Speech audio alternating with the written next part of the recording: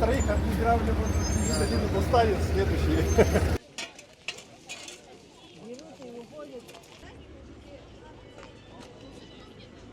Біз бүгін осы үлкен экосубботникқа жиналған себебіміз тазалық күніне арналған World Cleanup Day 2025.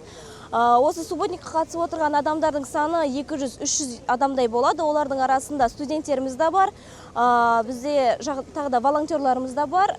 Үлкен бір субботник ұйымдастырып жатырмыз.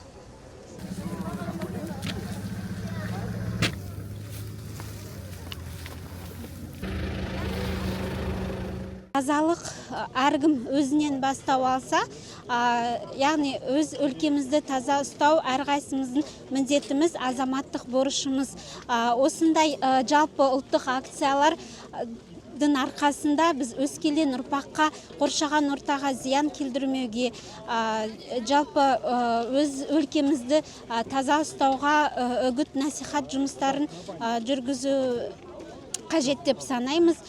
Сондықтан әркім осы бастаманы қолданып, өз үйлерін, өз аулаларын, өз қалаларын, өз елімізді таза ұстасақ, бәрімізде біріміз үшін, бәріміз еліміз үшін. Атсалысайық ағайын.